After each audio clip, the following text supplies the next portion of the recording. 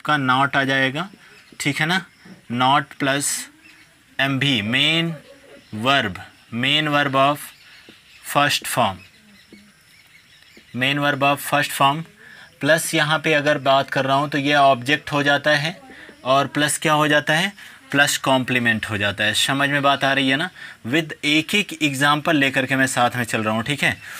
ध्यान से समझिएगा कि अगर यहाँ पे अगर निगेटिव फॉर्म दिया हुआ है तो उसमें आपके जो प्रेजेंट टेंस है, ठीक है ना, जो प्रेजेंट टेंस है, प्रेजेंट इंडेफिनिट टेंस है, उसमें आपका क्या आ जाएगा, तो उसमें आपका स्टूडेंट यहाँ पे अगर मैं बात कर रहा हूँ तो उसमें आपका बस हेल्पिंग वर्ब के बाद नॉट का प्रयोग होगा, ठीक है ना। चलिए आगे बढ़ते हैं। यहाँ पे अगर मैं कह रहा हूँ कि वे शब्द, एक बात और समझ लीजिएगा कि अगर सिंगुलर सब्जेक्ट होगा सिंगुलर के साथ, ठीक है ना, सिंगुलर सब्जेक्ट होगा तो उसके साथ वर्ब कौन सी आएगी, हेल्पिंग वर्ब की बात मैं कर रहा हूँ, सब्जेक्ट के बाद हेल्पिंग वर्ब आएगा तो कौन सी वर्ब आ जाएगी, तो यहाँ पे जो वर्ब आएगी वह डज आएगा, ठीक है ना। अगर यहाँ पे प्लूरल सब्जेक्ट होगा तो अब कौन सा वर्ब यूज किया जाएगा, तो डू यूज किया जाएगा। समझ में बात आई ना। अब सिंगुलर प्लूरल से क्या मोरल पॉइंट है, तो मैं ये बता दे रहा हूँ कि यह जो भी होगा यह इसका सब्जेक्ट डिसाइड करेगा, ठीक है ना। यह भी क्या होगा, यह सब्जेक्ट डिसाइड करेगा, ठीक है। अगर सब्जेक्ट आपका बहुवचन में होगा, इसका मतलब कि प्लूरल फॉर्म में होगा, तो वहाँ पे डू का यूज करेंगे। अगर आपका सब्जेक्ट, ये इसकी बात कर रहा हूँ, अगर सब्जेक्ट आपका सिंगुलर फॉर्म में होगा तो वहाँ पे आपको बिना सोचे समझे किसका यूज करना है, तो यूज वहाँ पे करना है सिंगुलर मतलब डज का यूज करना है, ठीक है ना। चलिए आगे चल लेते हैं। दिखाई दे रहा है, चलिए प्रॉपर दिखाई दे रहा है। नेक्स्ट टॉपिक चल लेते हैं। यहाँ पे क्या हो जाएगा कि अगर एक एग्जांपल करते हैं तो देखते हैं, एग्जांपल देखिएगा, एग्जांपल क्या हो जाएगा। तो सबसे पहली चीज़ कि मैं कह रहा हूँ, पहले सिंगुलर लेकर के चलता हूँ, वह अपने पिता के साथ अपने पिता के साथ वह अपने पिता के साथ बाजार जाता है।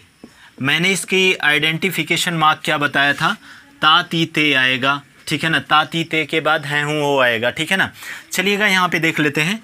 तो यहाँ पे क्या हो जाएगा, सबसे पहली चीज़ ही हो जाएगा, क्लियर है, ही, क्योंकि हमारा सब्जेक्ट क्या है, ही हो जाएगा।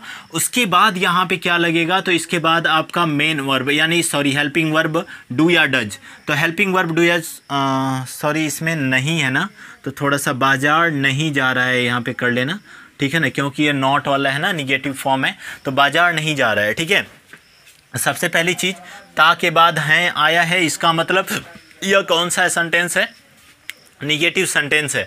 और इसमें क्या रूल्स आप लोगों का ये वाला लिखा हुआ हूँ। सबसे पहले सब्जेक्ट ही हो जाएगा, हेल्पिंग वर्ब डू या डज हो जाएगा, तो हेल्पिंग वर्ब क्या लगेगा यहाँ पे, डज लग जाएगा, हेल्पिंग वर्ब डज। उसके बाद क्या हो जाएगा, तो उसके बाद आपका नॉट हो जाएगा। उसके बाद main verb of first form, तो main verb of first form क्या हो जाएगा यहाँ पे, आपका गो हो जाएगा। और इसके बाद ऑब्जेक्ट है, तो ऑब्जेक्ट यहाँ पे कुछ मोरली ऑब्जेक्ट नहीं दिया हुआ है, लेकिन ऑब्जेक्ट यहाँ पे कहाँ पे जा रहा है, बाजार जा रहा है, तो गो टू मार्केट,